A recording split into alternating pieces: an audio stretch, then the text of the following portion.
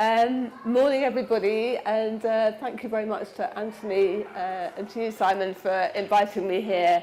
And I'm not actually going to talk so much about community, but we've clearly got community here, so that's my way of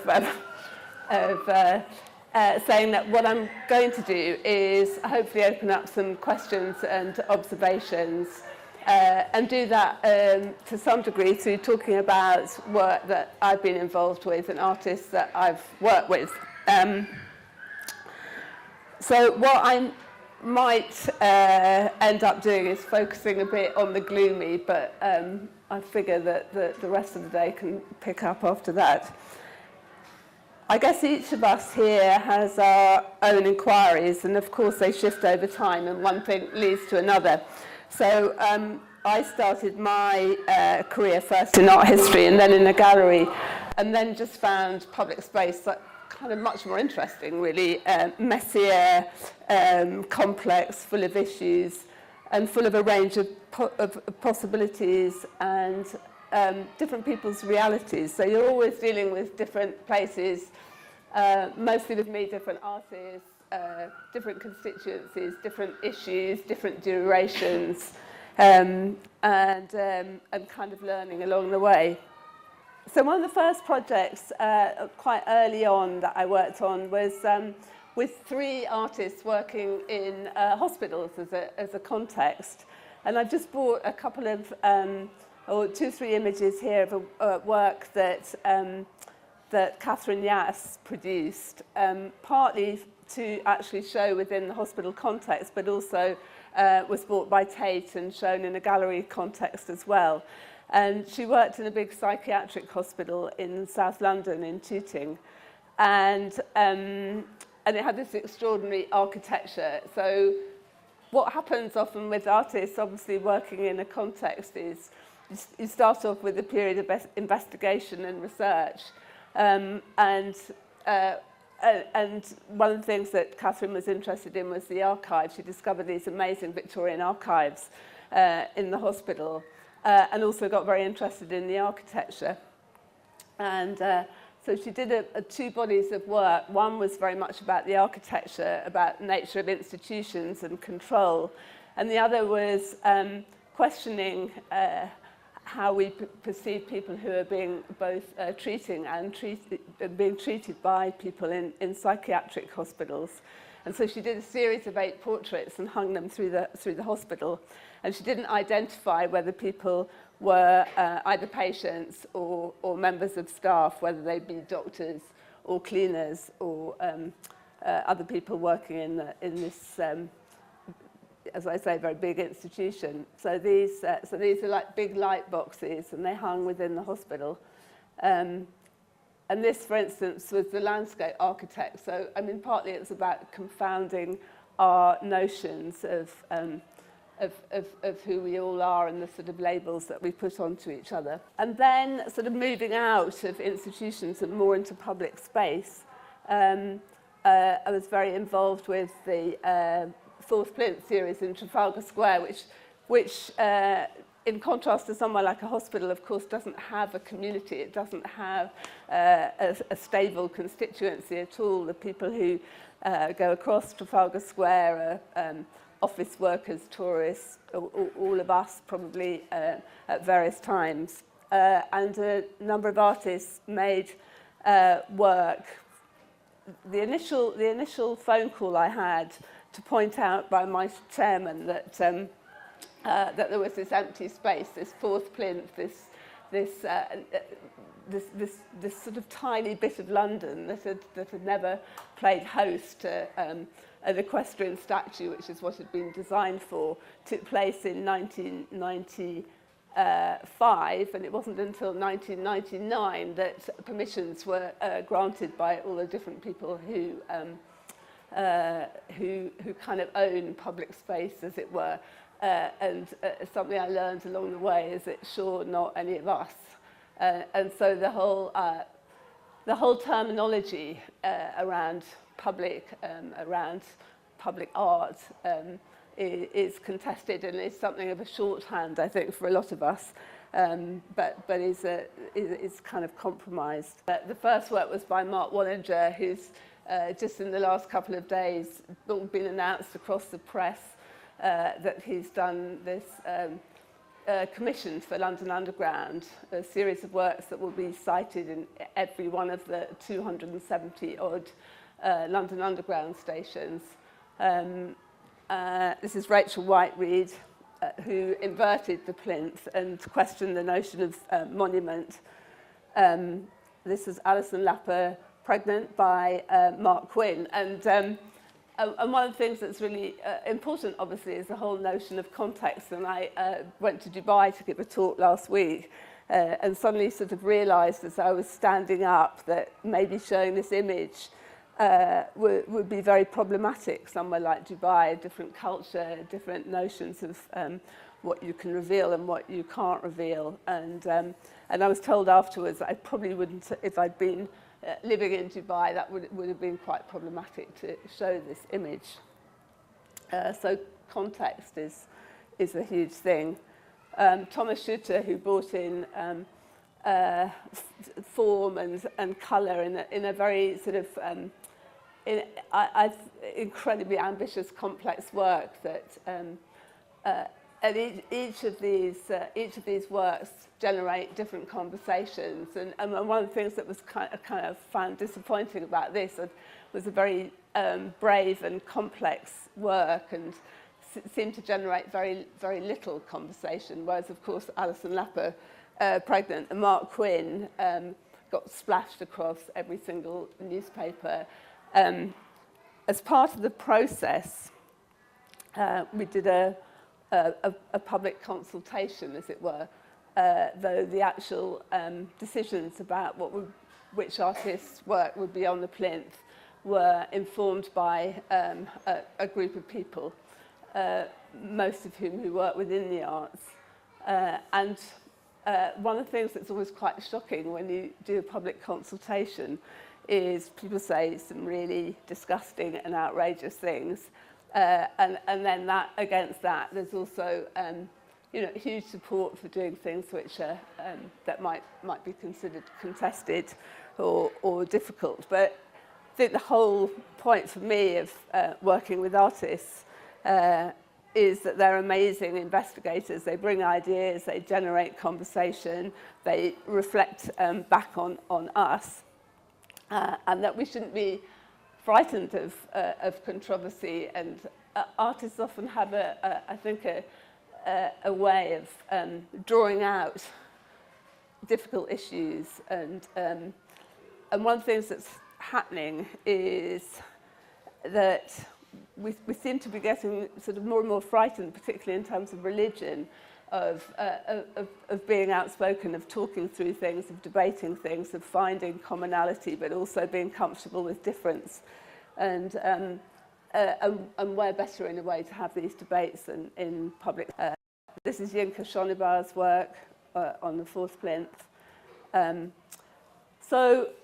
Hopping back in time, because amongst, of course, all the contemporary works that come in are the huge pieces of work in bronze, a detail from Henry Moore here, in steel, Anish Kapoor, who's done the huge Olympics work. And we also have things that arrive in public space that you have no idea where they come from or often what their purpose is. These elephants, which I'm told by my students at the Royal College who come from all over the world, have actually appeared everywhere from Oman to Mexico to here. A whole lot of work which is like, I find hideously sentimental, but for some people, of course, they absolutely love it. This is a recent work that has come into Canary Wharf as sort of financial district, and I always find it interesting reading the ambitions, which probably are not necessarily written by the artist, but quite often written by the machinery around an artist. So this is Voyage. I haven't seen it. It's an installation consisting of 300 floating paper boats encased in coloured dynamic LED lights in the middle dock of Canary Wharf.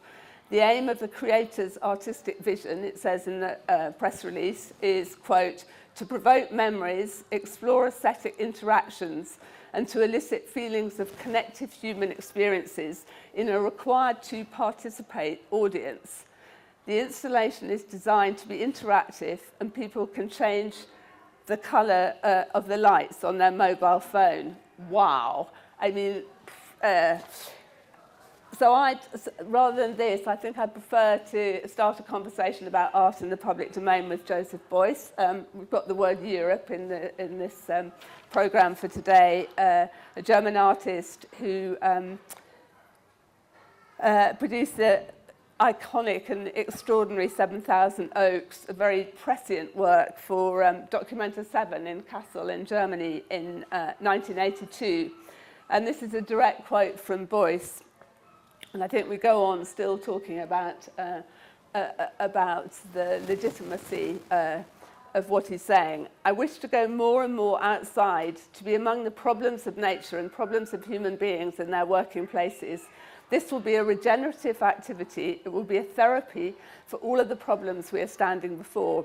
I wish to go completely outside and to make a symbolic start from my enterprise of regenerating the life of humankind within the body of society and to prepare a positive future in this context.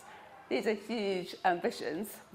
And then a quote from the French curator and writer Nicolas Bourriaud from his very influential treatise, Relational Aesthetics. The role of artworks is no longer to form imaginary and utopian realities, but to actually be ways of living and models of action within the existing real, whatever the scale chosen by the artist. This is still Bourriaud. Althusser said that one always catches the world's train on the move. Deleuze that grass grows from the middle and not from the bottom or the top. So there's this difficult subject of artist agency, and I think it's something that many of us working in the public domain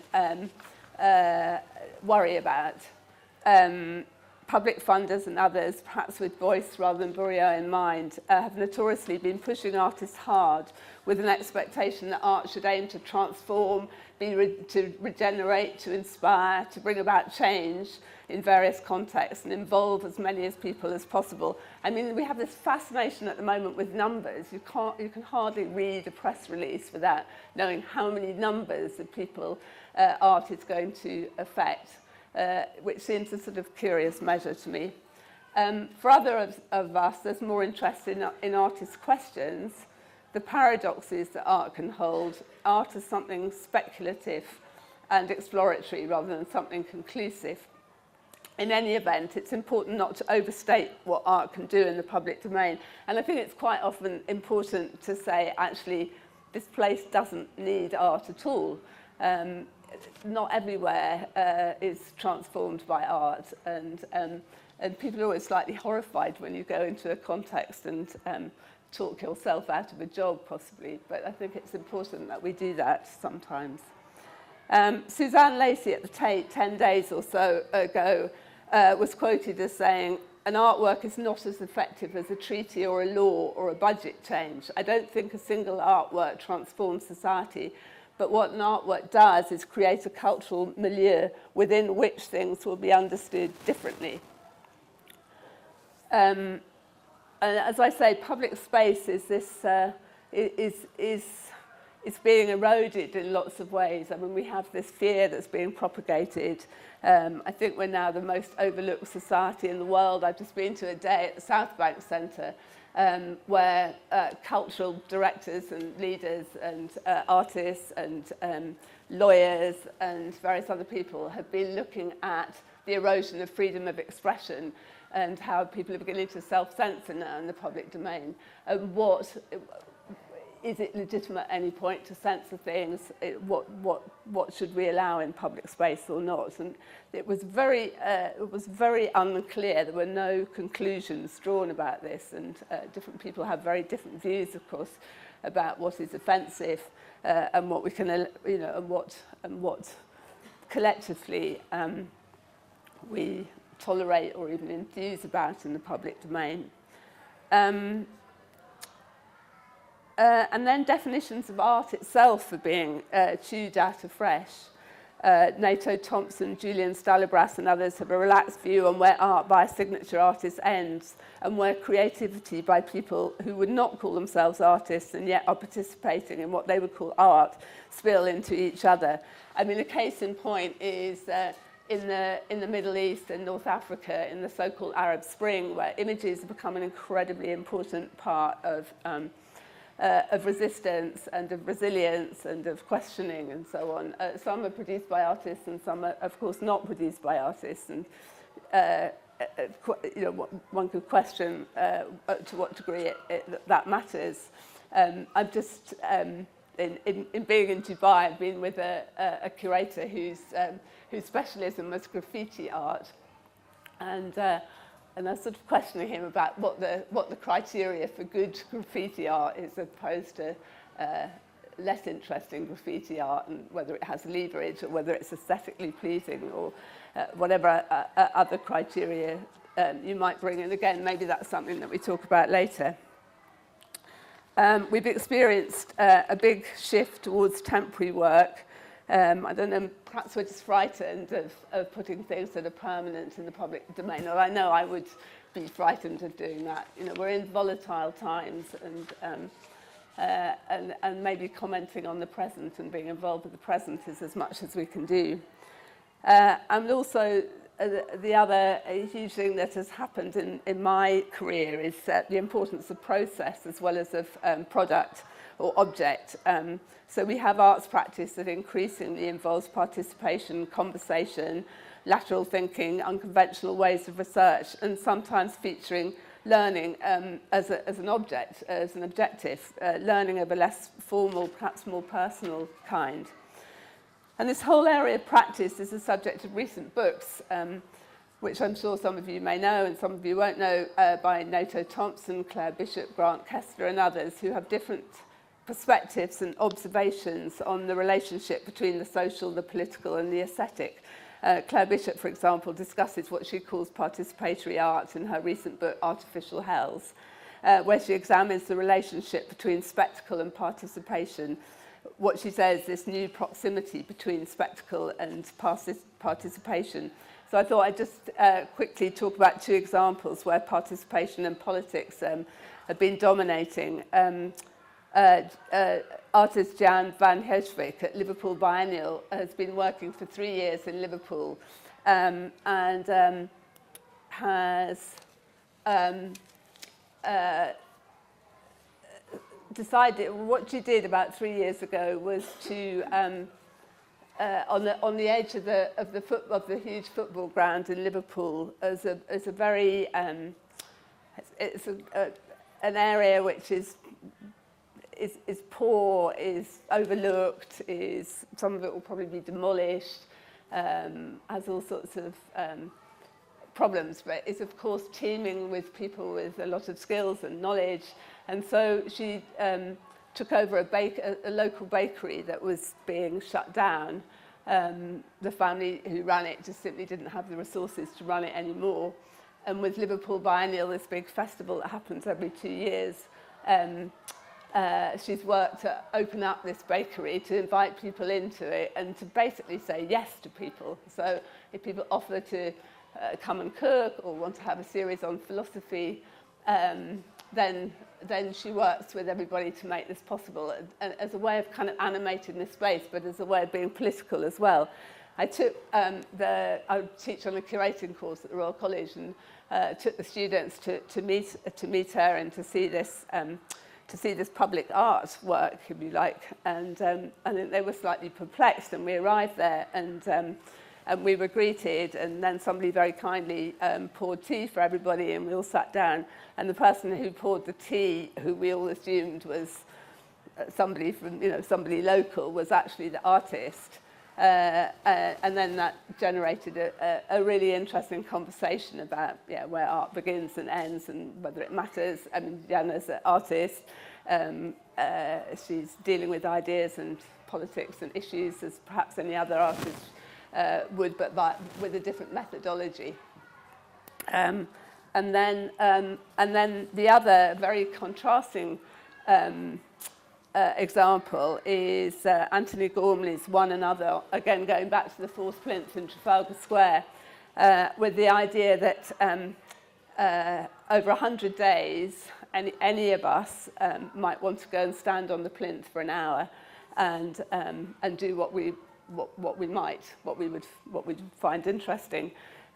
What was particularly interesting, I personally thought that it was a fantastic display of why artists are important, because actually most of us, if we stand on a plinth for an hour, we can probably sustain something interesting for 5, maybe 10, possibly 15 minutes, but by an hour, most of what was happening on the plinth just seemed to sort of fizzle out.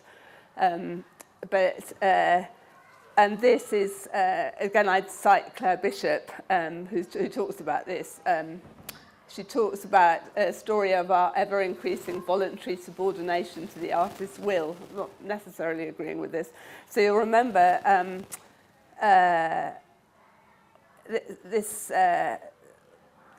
when she talks about this artwork by Anthony Gormley, she describes it as an endless stream of egos levelled to banality. Far from being oppositional to spectacle, participation has now entirely merged with it. So this leads to a question about authenticity, and which I was kind of prompted to think about afresh last week. I went to an event which happened to be about Syria, like very serious subject matter, and there was a guy sitting in front of me with a very faded, what looked like leather jacket, and he had the word authentic across the back of it, and I was sort of, it's kind of very, I wish I'd taken a photograph of it. It's this kind of strange, I wasn't sure whether the jacket was as authentic or whether the word authentic was meaningful in any sort of way, and which kind of led me to go back to John Berger, in fact, who has written about art and truth being very close together.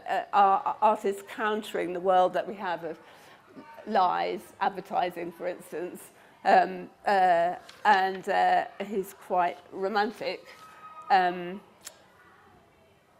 And that in turn leads me to think about, does working outside galleries bring an additional responsibility? I mean, might we even talk about the word ethics in a different way when we're talking about art in the public domain than we might in a gallery? I mean, how, should we call it playful, can you be in public space? There's a Cuban artist that you might know, Tania Bruguera, who hops between showing her work in a gallery or working on long-term projects outside, as it were. And she spent the first year of a 5-year project that she's called Immigration Movement International. Simply, it's taken place in New York. Simply living in the area and talking and experiencing the lives being lived without activating anything at all. Is this somehow more authentic than a staged performance that she might do at Tate Modern, which she has done very recently at Tate Modern, or indeed Gormley's One Another, and does authenticity even matter? So now I want to move on to areas of work that deals with specific issues or challenges, and here I'll come back to my own direct experiences. So climate change started creeping into more and more people's consciousness only a decade or so ago.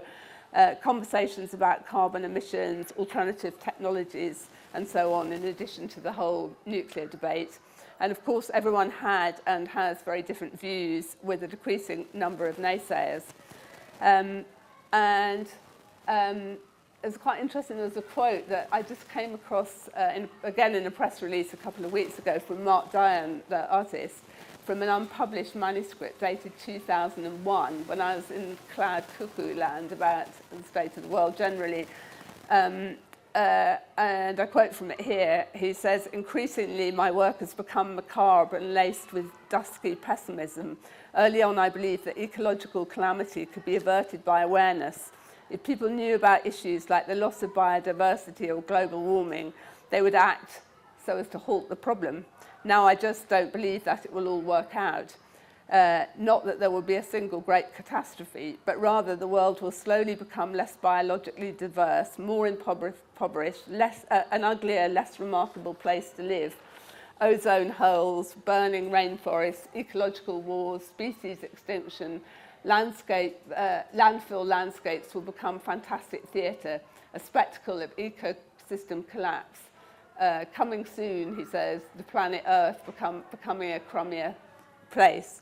And this is an image of a work he did for a show called Radical Nature at the Barbican a few years ago. And what I find, I still find it frustrating that if we talk about public space in this much, much more huge context, everything is endlessly dominated by politics. I would say lies quite often, by the media, quite often lies again, or misrepresented truths, or truths made much less complex, and by scientists. And indeed, I don't know whether any of you saw there's a show at Raven Row in London by Artist Placement Group, but they proved how difficult it is for artists to get to the serious political tables. And then there's the thorny related question of instrumentalism. But nevertheless, I thought I'd start a programme called Arts and Ecology, and have it loosely as a research programme trying to amplify artists' perspectives.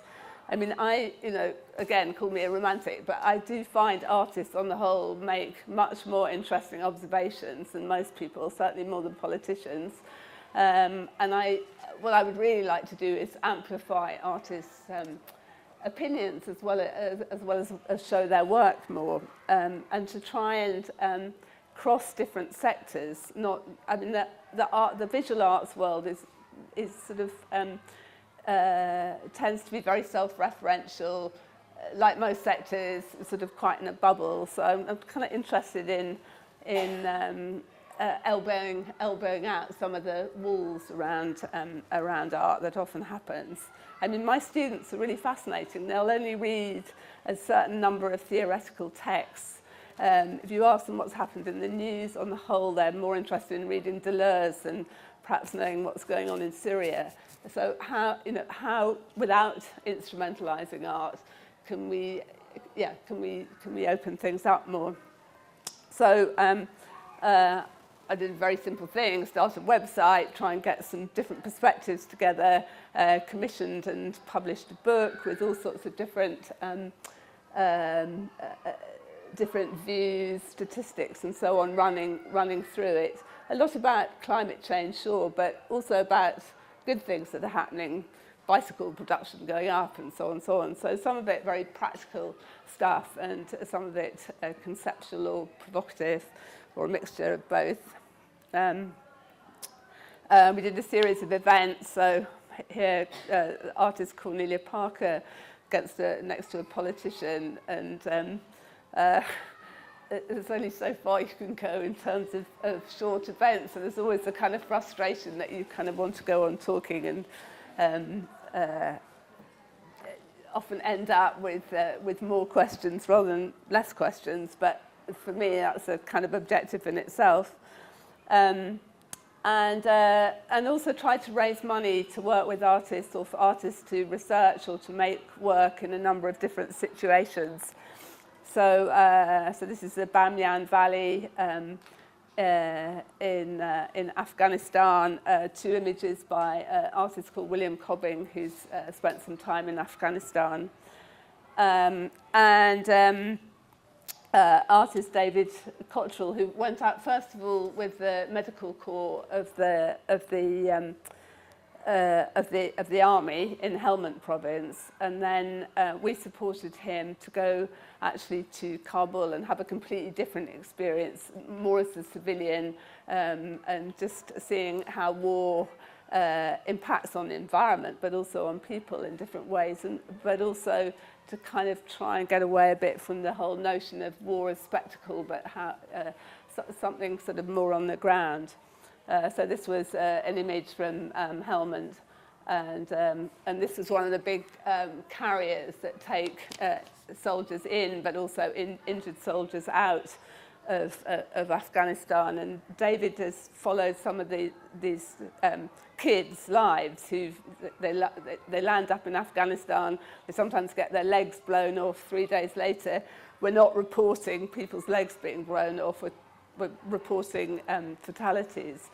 So he's been doing this very long program of exploration. I would call this public space. He sometimes shows the work in galleries and sometimes not in galleries, but is kind of stuck with the subject. Again, that might be something that we come back to. I think there's this sort of endless thing where artists are invited in somewhere to solve something and do something quite quickly or over a year or two and then move on. I sort of finding it more and more important to kind of follow artists rather than engineer artists into particular situations. So of course not everybody's interested in conflict or the centre of Milton Keynes, but it's a question of locating possibilities for artists where they want to make the connections and develop work. We did a series of 2-minute films where we invited a number of artists to use animation, and artists who hadn't used animation before at all, but as a new medium that some artists might want to explore. If there was time, I'd show you the animations, but they are essentially about climate change, but very different perspectives on it. And this was a very quick moving text-based, but also music, with music as a background, again raising questions. And then, so following those experiences really and thinking about the kind of problems of the world, I got more interested really in artists who are working in kind of really profoundly difficult situations, and artists from here and elsewhere who were interested in having perspectives, as David had been, in terms of Afghanistan. So with 2 colleagues, I started this sort of thing along the same lines as arts and ecology, but called Culture and Conflict. So quickly to rehearse some realities which we seem to forget most of the time, probably happily, but climate change, sure. Population increase. On 31st of October 2011, the 7 billionth baby in the world was born. The population was just 3 billion in 1960. That was in my lifetime. So it's more than doubled. We're not very good at global food distribution. We seem to be more worried about this horror that we might have been eating horse meat than we are about some of the great inequities of our time, which neoliberalism is clearly contributing rather a lot to. Our obsession with shopping. I mean, I have my own obsession with shopping, but it's quite, I wouldn't pretend for a moment I don't get a huge thrill from buying something new.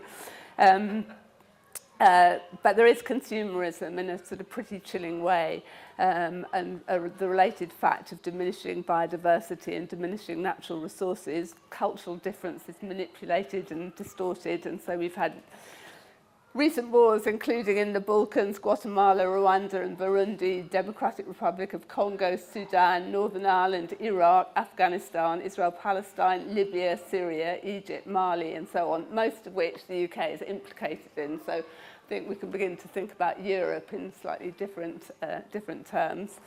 And now this war on terror, which involves the increasing use of drones, the erosion of laws, of human rights, I'll come back to, freedom of expression. And this is really serious stuff, I think, for artists to engage with. This is very important. This is important things that are happening in our time that we're very complacent about. So we're using drones, or the Americans are using drones, but with quite a lot of help from us in Waziristan, in Pakistan, for instance, with no due legal process. Pakistan, we're not even at war with Pakistan. And yet a lot of people have been killed, including children.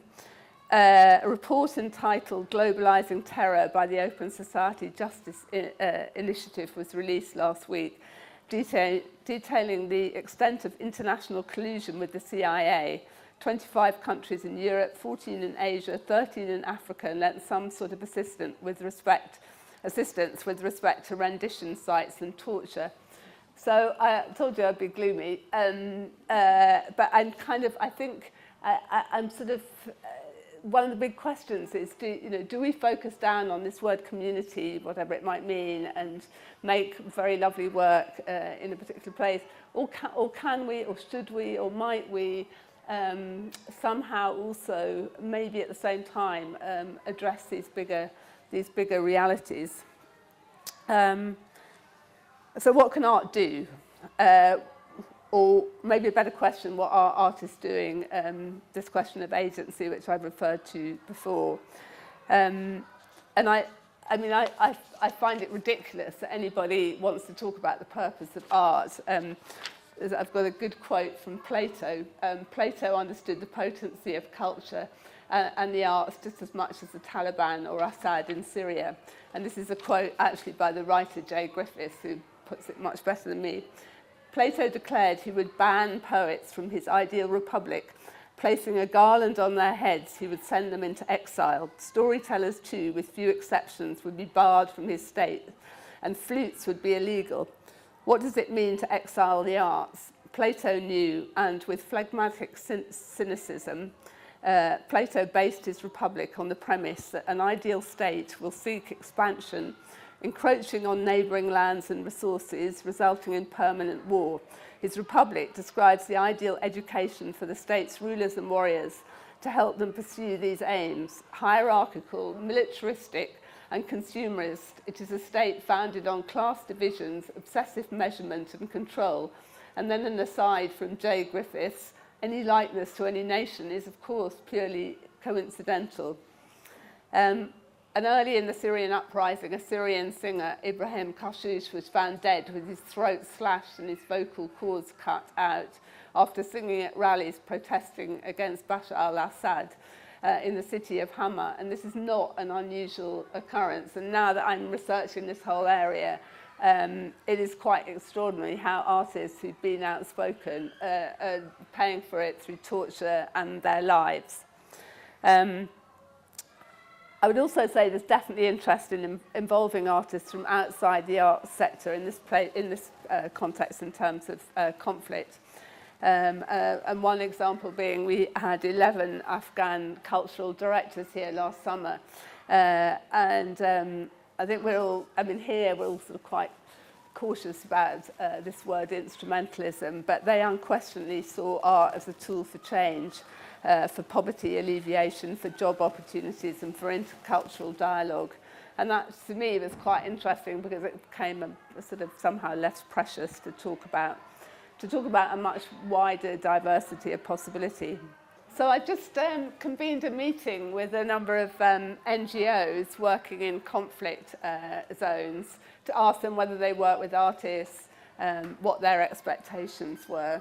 They seem to have an amazing way of choosing actually not probably the most interesting artists and using art for essentially for communication. And of course, if you're an NGO, you want peace, and you wouldn't normally go to an artist to create peace. So it's again, that's perhaps something that we can talk about is again about expectations.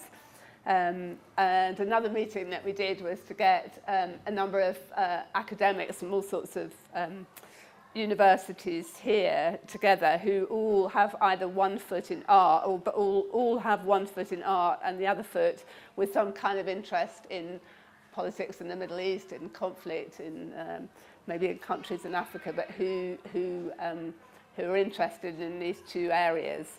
And most of them had never met each other, were clearly incredibly interested in discussing issues, and out of that we're putting in a research application so that, that together with artists and with activists we can bring three sectors together to at least share information and texts and possibilities and contacts and so on.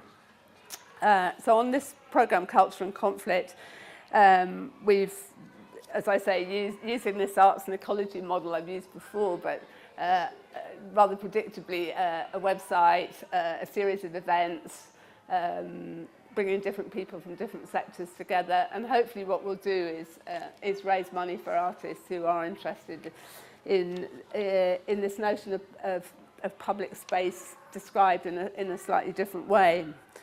So we're planning a conference, exchange, research possibilities. So I just wanted to show this detail from the amazing Charles Sargent Jaggers memorial in London, which he was an art student at the Royal College and then went and fought in the First World War and came back and was commissioned to make this huge monument. And it really bears looking at. I mean, it's very honest, it's very not your normal sort of gung-ho war memorial. And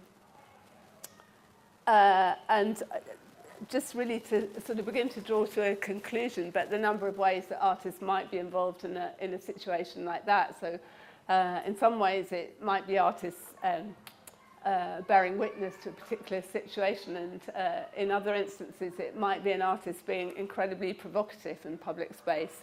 So this is Regina Jose Galindo, who's a Guatemalan artist who uses performance a lot. And in Guatemala, she wanted to really voice her contempt of an incredibly brutal regime. And she created this work called Who Can Erase the Traces? So she simply walked and was filmed walking from the Constitutional Court to the National Palace as the aim was as a denouncement of the ongoing state of violence and the failure of democracy in Guatemala. She said that this work was possible only after the armed conflict had ended and when citizens began to reoccupy the public space that had been denied to them. And so what she did was, she was working in an office to earn money. She went out at lunchtime, she bought some blood. She had a guy with a camera behind her. She walked through the streets of Guatemala with a bowl of blood. And every few steps she stopped and dipped her feet into this bowl of blood, and then leaving her footsteps on the pavement. And I've met her a couple of times now, and she had been in an event like this with her, and she got really annoyed with somebody who said, was she an activist? She said, no, of course I'm not an activist, I'm an artist. And this is an extract from an interview with her. Every performance requires a different energy, and in each of them I have experienced distinct sensations and thoughts. The process of this performance was a bit cold, a bit clinical. I went out to buy the blood in the morning, and then I began to walk. It probably lasted about 45 minutes. I suppose my mind fell completely silent during that time. I was focused on the image of dipping my feet and leaving my footprints at every step along the way. But when I got to the Palacio Nacional and saw the line of police officers guarding it, I ignited. I walked more firmly. I reached the main doors. I saw the eyes looking back at me, and I left two final footprints side by side. I left the basin holding the blood there too. Nobody followed me. Nobody said anything. I quickly walked across the street, washed my feet off in the park fountain, got something to eat, and then went back to my job that afternoon.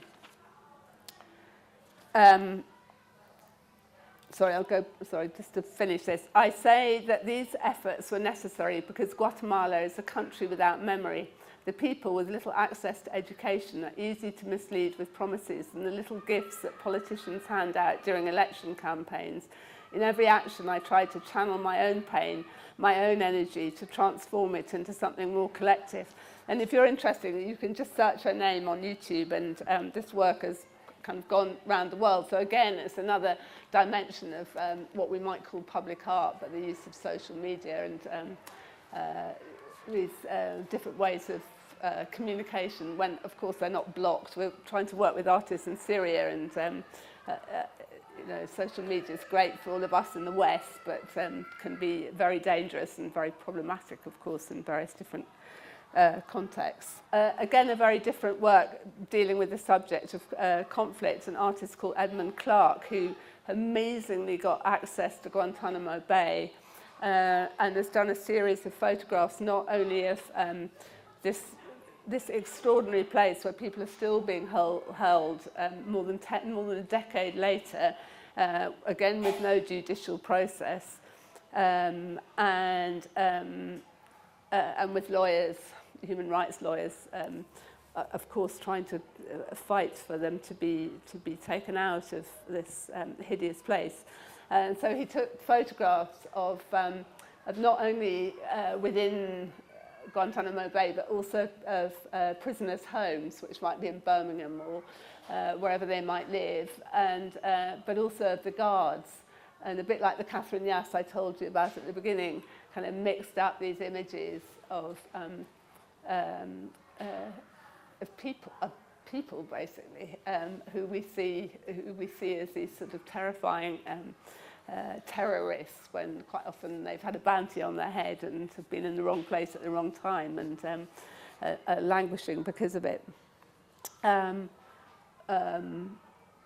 A work by Jeremy Deller that you may know, which was to take a car from Al-Mutanabi Street in Iraq, and he towed it from, I always get east and west coast of America muddled up. New York's on the east coast, west coast of America, stopping at various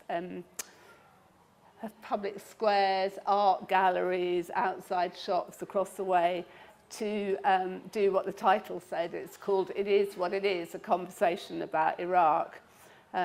He went with an American war vet, a refugee from Iraq, and simply encourage conversations in this country that, and maybe like here, that we don't kind of talk so much about these realities as a day-to-day conversation. And so he blogged it and made a film about it, a book about it. I think there's various problems with it, but I wanted to sort of really draw to a close about art as conversation, basically. And this is not a work of art in itself. This is a car. This is a body. This has been blown up in the street in Iraq, but it's now at the Imperial War Museum, and I think what